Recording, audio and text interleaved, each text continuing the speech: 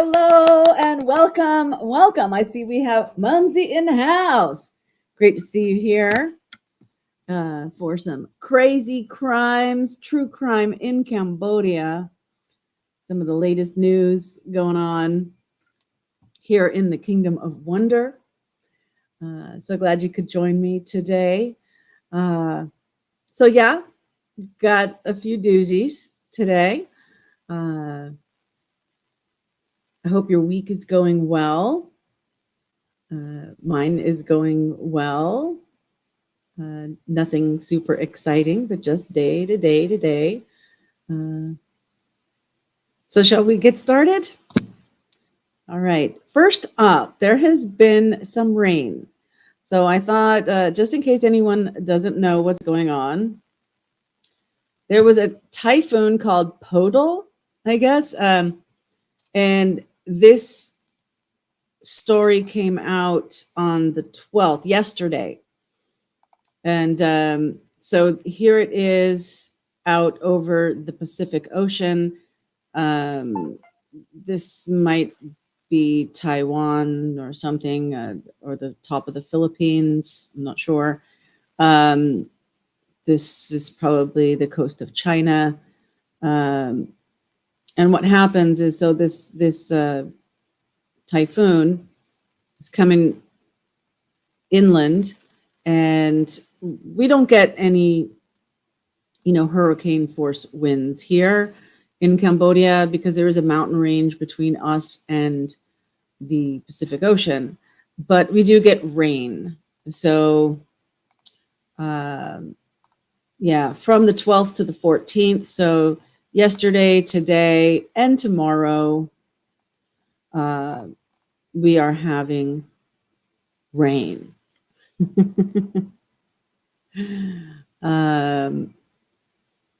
Okay, then I have a couple of updates for you.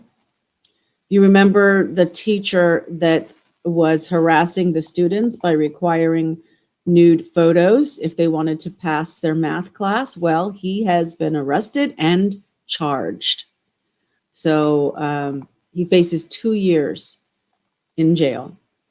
So good job, justice system here in Cambodia. And another follow-up, if you remember this man that was caught on video, or at least pictures, I think it's security video, CCTV. He went into a karaoke club. And for those of you that may not know, it's when you karaoke in Cambodia is not in front of other people, like in a bar. It is private rooms where you're served drinks, you're served food, and you have this big screen TV, and everybody takes turns. Everybody in your group that you take with you, you can see he's got all these guys that came with him, do their karaoke songs. And at each karaoke club, you have young ladies that are available for a fee to join you in your karaoke room and help feed you your food, like grapes on a chair. They help feed you, they help sing songs too, and whatever. Okay, that's the karaoke clubs. And they caused a lot of damage in the room. The manager tried to throw them out. The manager was a woman. I don't know if this has pictures of the manager. No, the previous story did last week. Then he slapped her several times, but enough to bruise her face. And then he's seen exiting and getting into his car. Well, he has been caught. It is a military police officer. And so it says forcefully slapping a woman several times. It's being investigated. So they haven't actually arrested him, but they're investigating him.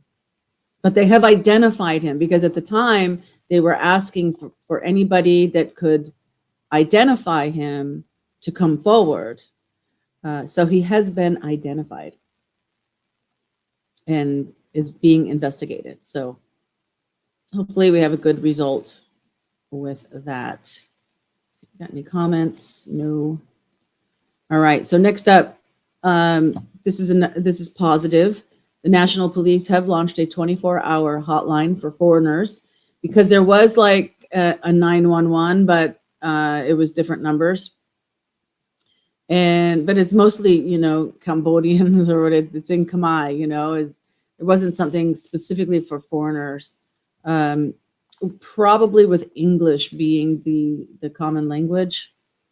And here are those numbers. So you have to actually dial a number, but 24 hours, it's available. And it's a new service. It's been shared with the embassies and consulates.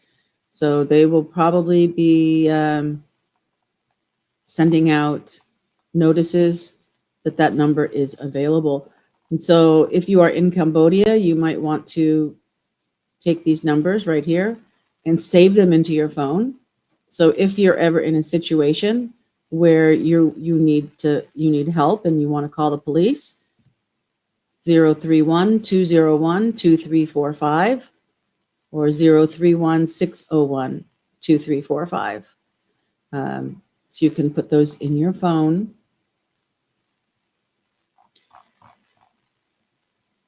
So that it's handy if you need it. All right, next up. I usually don't do the drug trafficking stories, but this one is nearly a ton of drugs, not kilos of drugs, a ton of drugs. It was raided in a house in Phnom Penh. I don't know what kind, does it say what kind in the story? It says narcotics.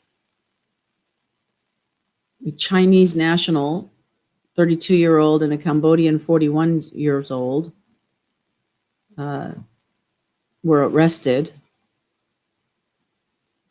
They were renting a house. Other Chinese suspects fled during the crackdown. Oh, here we go. Following the arrest, police inspected the house and seized 7.3 kilograms of ecstasy, 992 kilograms of ketamine, which is the horse tranquilizers, as well as drug packaging and other paraphernalia. So there you go. This must be the ketamine. So that's quite a large drug bust. So I thought I'd throw that in for today. Excuse me. All right. Now here's something you don't see in most other countries, certainly not Western countries. Authorities are threatening action against this rogue 7-story building in central Phnom Penh. So here it is under construction. And see, the thing is, people can just build a house without any kind of permits. All right. So sometimes independence and freedom is really good, that the government's not looking over your shoulder.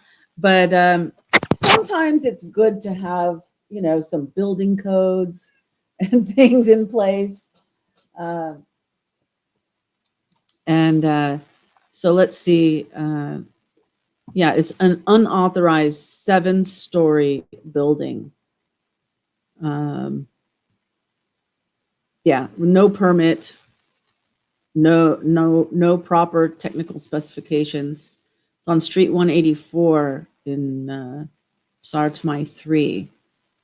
So near the Central Market.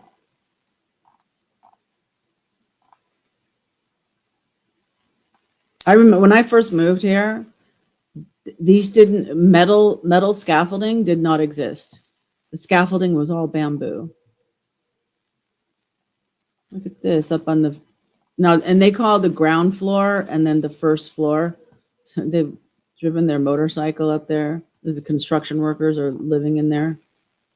Looks like a beautiful building.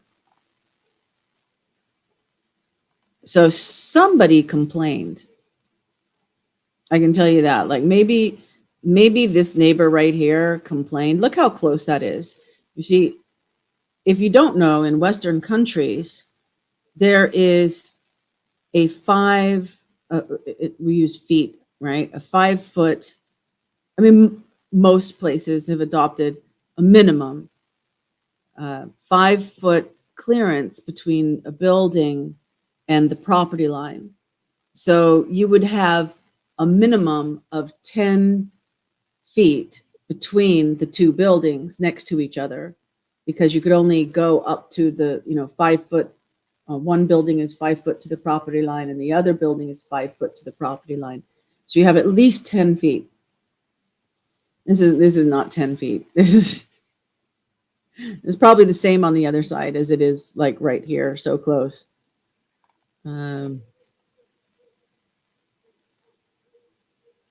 Okay, who's Mr. Klang? Let me see. Mr. Klang Hut, the deputy governor of Phnom Penh, is the one who issued the warning. And they say cadastral. That's like in America, we say the county assessor, right? That goes and does an assessment on a property. I guess the Europeans use cadastral. And the first time I ever saw that was like working here in Phnom Penh. And I'm like, what? I looked it up and assessment. So the governor gave an order to this guy, the deputy governor, to go inspect the construction site, which was being built in violation of the law. So he ordered them to immediately suspend the construction and the workers to leave the site. There's pictures of that happening. Department of Construction and Public Works must check the construction permit and technical specifications for a proper construction. He called on all citizens to seek permission from the authorities and experts before starting any construction work to avoid losses and difficulties. Right. So imagine how many months they've been working on this building and there was never an inspection. Right? How many months to this is probably all 7 floors. So anyway, got busted. Oh, there we go. Hey, Gibbo in the hat. Oh, what? Can't see. Oh, that was the trafficking. Oh. There, that's the building. Okay. There's more pictures and stuff, but there, that's the building. It's got to happen at least once, right? Can't stop, but we'll watch the replay. Thanks, Gibbo. Why didn't it switch? See, I clicked share this tab instead twice. There. Oh my goodness. So everything I just said about this building.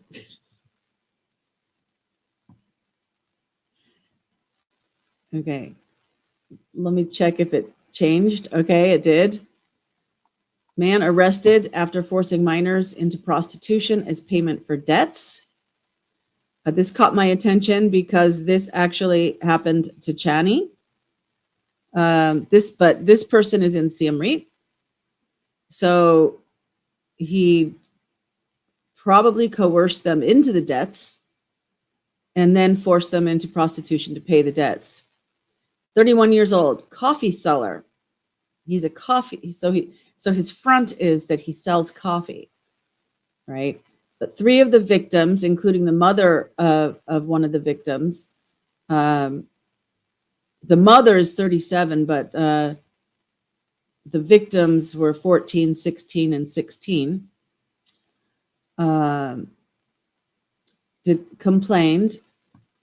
The police went to the coffee shop.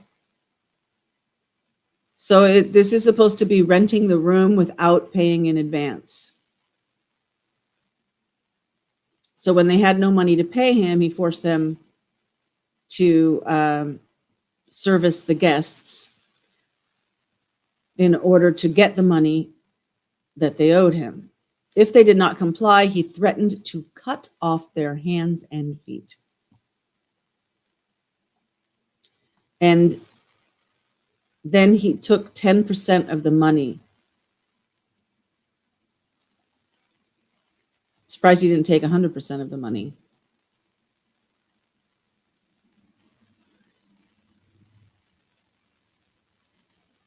I think he gave them 10%.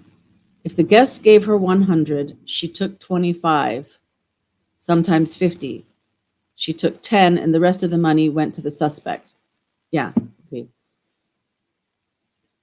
And this is backwards. There he is getting loaded into the paddy wagon.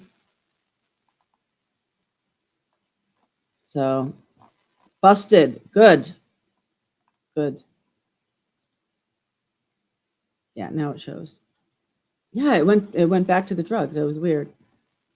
I'm going to check each time now since something's wonky. Okay, here we go.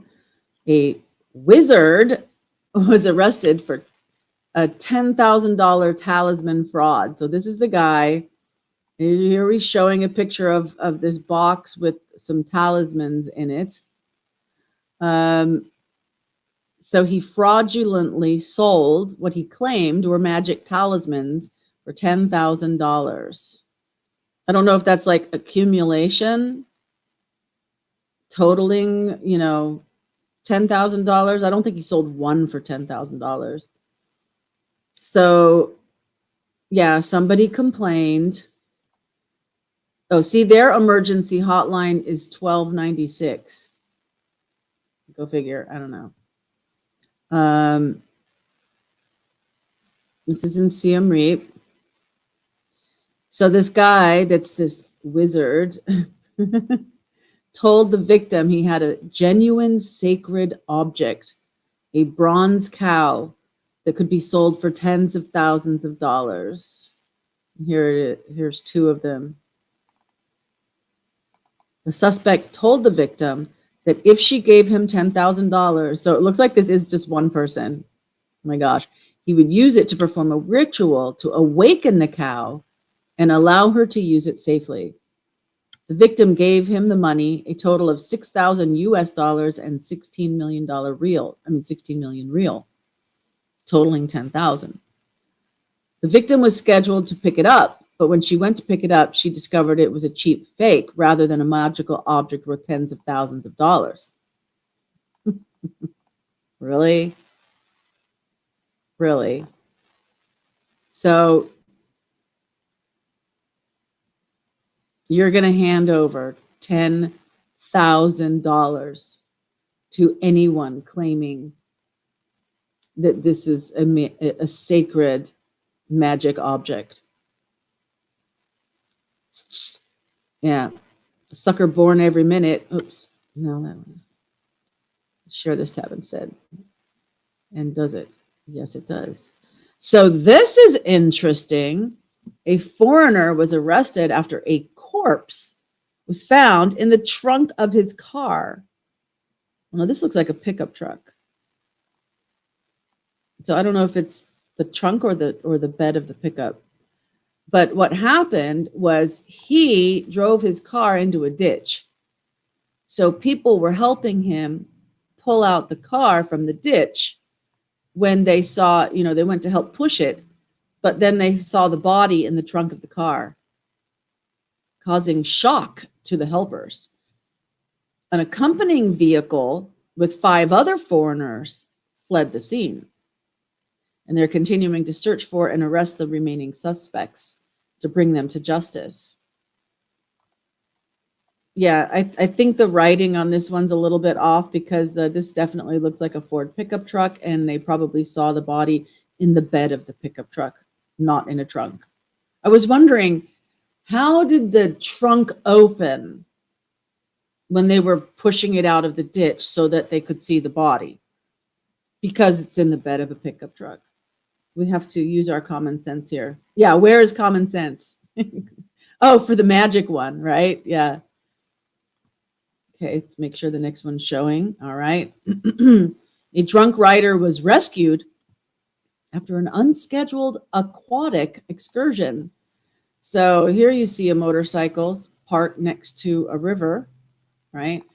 So apparently this man was drunk, not a man, okay, was drunk, lost control of his motorcycle and drove into the river at 9:30 p.m. Chabat Ampo district, that's in the south side of Phnom Penh. Sources said that before the incident, the man was seen driving the motorbike. Okay, and he arrived at the road that runs along the river. He drove past the stone barrier. So you can see here's a stone barrier that had been placed there for protection, and he drove headfirst into the river. Fortunately, the residents were on hand to rescue the man, who returned home chastened and wet. So no charges. He just ended up getting what he deserved. There you go. You see the cement blocks, and he just went around and straight into the water. Hey, there's Gibbo back again. So thank you for reminding people to hit the thumbs up and share and subscribe. And if you're unfamiliar with Gibbo's channel, it is in my description. And I'll be frank, right? And he has a great channel covering a lot of missing persons and true crime. So head on over there and check out what he has as well. A tuk-tuk was crushed by a cement truck in Phnom Penh. Now in this one, it was just somebody injured, but here's the what's left of the tuk-tuk. Let's see, it was in the afternoon. Russi Cow district, that's the north side of Phnom Penh. Here it is, I'm all messed up. The driver was seriously injured and taken to the hospital by ambulance. The driver of the cement mixer fled the scene. And they investigated the car and a motorbike, put them in storage. So a lot of people love tuk-tuks. They love tuk-tuks. Back before COVID, so maybe 2018, a friend of mine was in an accident and died in a tuk-tuk. I am extremely cautious about riding in a tuk-tuk, especially from an app when you don't know who the driver is.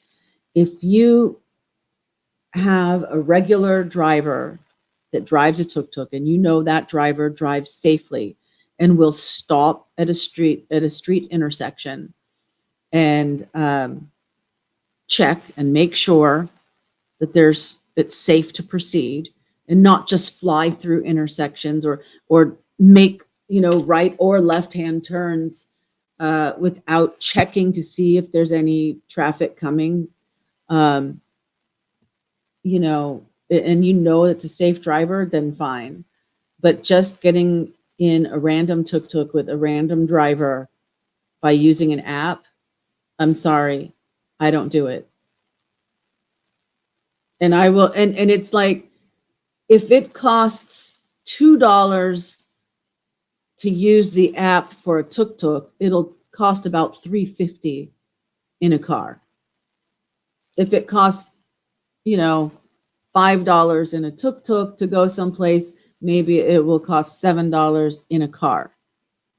So for the extra $1 or $2 for my life, I will take a car taxi if I'm using the app. The only time I use a tuk-tuk is if it is a driver that's local to me, that's kind of stationed near my house, and that I know, and I know they're a safe driver.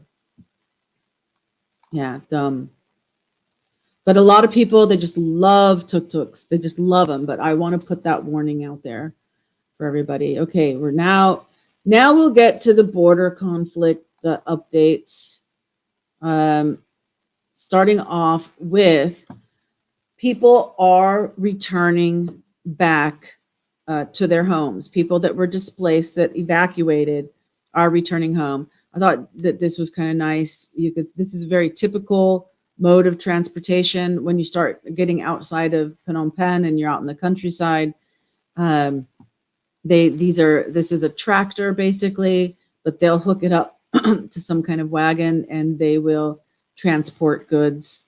But they're transporting people now. And there is a bit of video. You can watch a bit of sound off because it's AI. It's AI speaking in English, and that's irritating. Doesn't that remind you of the covered wagons in America going across the West? I love it. Yeah. So people feel safe enough to go back. All right. So that's kind of the point. They've been living in tents, okay? And it's been raining and it's muddy and it's miserable.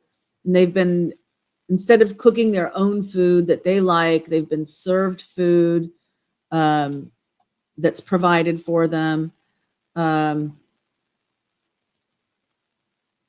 know, and so they want to go home and they're going back.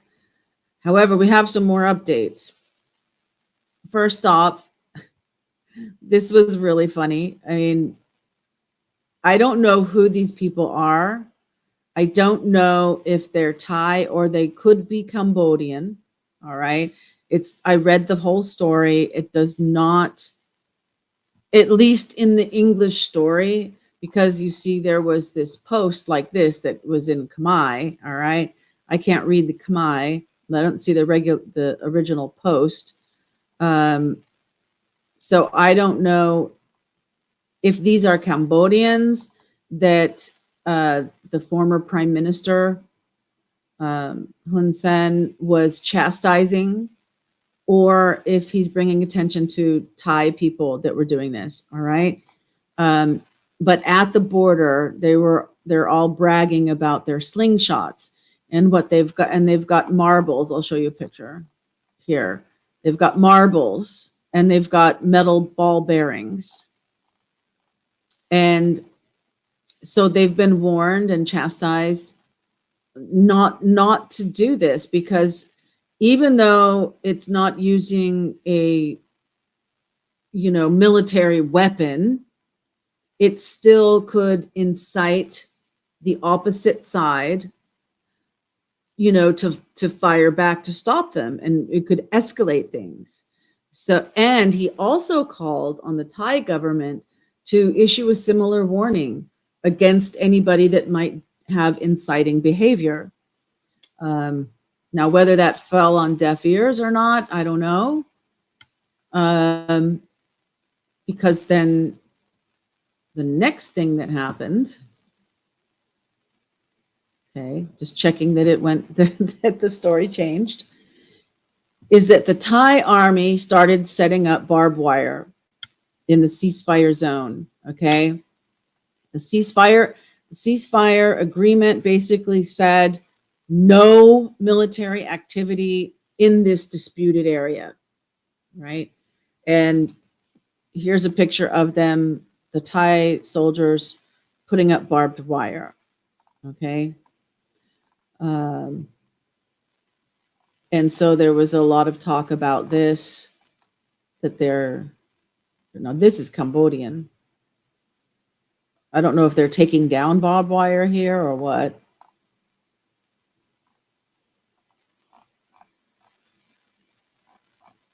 Okay, so that happened.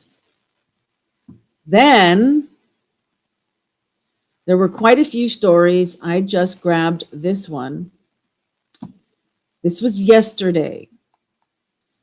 The Thai army has been saying a lot about how they're going to attack again. Here, their right to self-defense.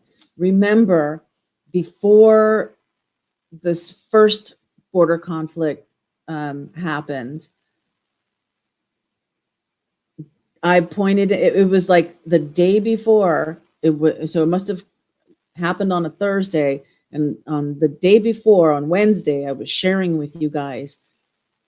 I said, this is strange. This Thai military guy is saying, we are not going to, quote, we are not going to listen to what the government tells us to do. We are going to act on our own behalf. Oh, well, isn't that the very definition of going rogue? Right. And I'm like, oh, this is not good. And then the next day shots were fired. Right. So now we have a similar situation where the Thai army is saying, and I'm not sure if the same military leader is the one saying that, and this is just one story. There's been a couple of stories. They are saying that, and because they had another soldier injured by a landmine, okay? And so Thailand is saying that Cambodia was planting new landmines, which I can 99%. Okay, there's a 1%. I don't know I didn't see anything with my own eyes, all right? But I can 99% tell you that Cambodia is all about removing and clearing landmines. The deminers that we have and everything. We've got the dog sniffers, we got the rat sniffers. We train animals here that go to other countries. Our deminers also go to other countries as peacekeepers, UN peacekeepers. They're not going to be, I mean, we in Cambodia, we know the damage that landmines do, and they're very against the use of landmines. So I just do not, and the Cambodian government has said over and over and over again that no, that they're entering areas where there are old landmines that have not been cleared. And that's what they're stepping on. Okay. But here at this press briefing at the Royal Thai Army headquarters, this major general, was talking about the 7 soldiers.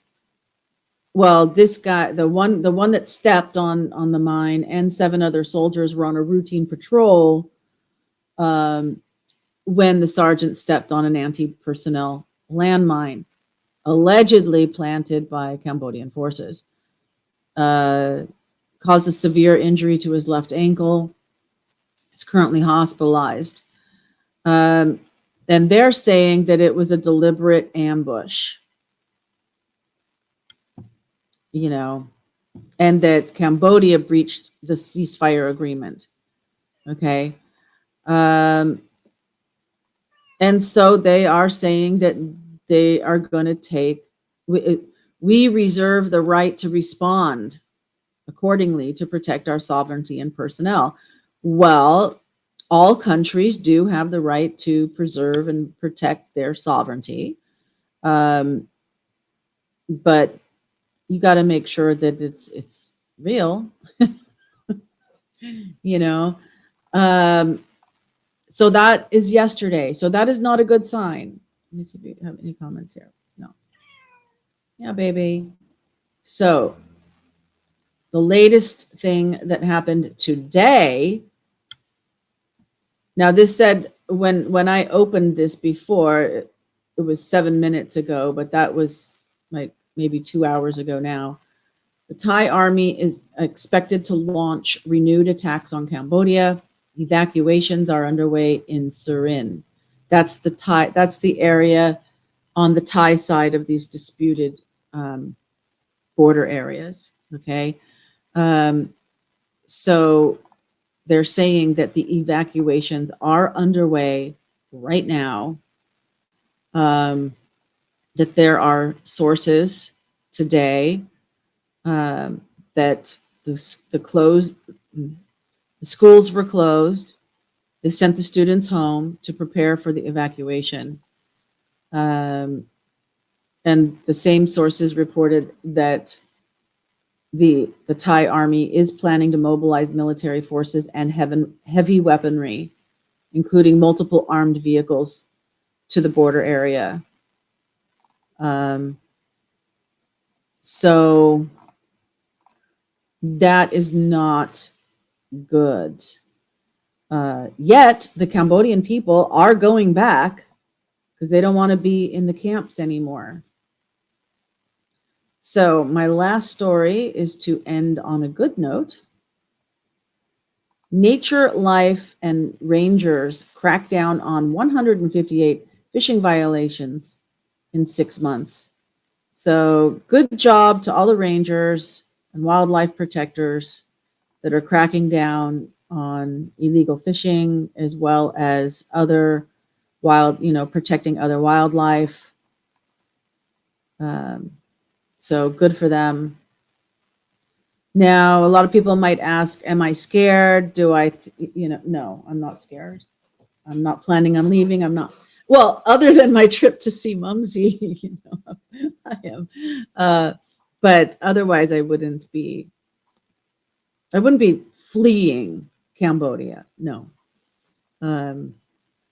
Just 3 weeks of travel and then I'm back again. So I'm not worried at all. If something happens, I think it will stop quickly. Yeah. So that's that. Does anybody have any questions or anything about what's going on in Cambodia? Any comments, any questions? It's a short one today. It's only just after 9:30. Yeah, hi, baby. This is baby Wilbur, if you didn't know, if you're not regular. Hi, baby. I already gave her TUNA, so I'm not giving her any more. Yeah, but I know that's what you want. And I filled up her, just before the show started, I made sure that the dry cat food in her bowls was full, so yeah. No new questions. All right. Well, we'll wrap it up for today. Tomorrow is general trivia. I've got like some basic ideas that pop. Oh, this would be a great category. I could do things like this or whatever. And I just haven't done my own general trivia for you guys. So will I get that done before the show tomorrow? I don't know. If I do, then we'll have my own. If I don't, then we'll just find something to play on the internet, hopefully with multiple choice. So, and maybe that's what I'll do. Maybe because, there is a multiple choice option and I haven't made a game like that. So maybe I can do that. The only reason why, because I don't want to have to think up all the wrong answers. It's the only reason why I haven't done a multiple choice by myself. It's easy to know the right answer. When you're making it, you've got the right answer, but then you got to think up all the, 3 additional wrong answers, right? So we'll see. We'll have fun tomorrow. Same bat time, same bat channel. And I hope you join me. But Mumsy, since it looks like you're the only one, at least in the chat, even though there are a few eyeballs. Oh, wait, before you go. Love transcends time and space. So wherever and whenever you're watching this, I love you. I do. I appreciate that you're spending your time here with me. Hugs from Muttonzy. You're welcome. Hugs back to you. And so until the next time we see each other, catch you later.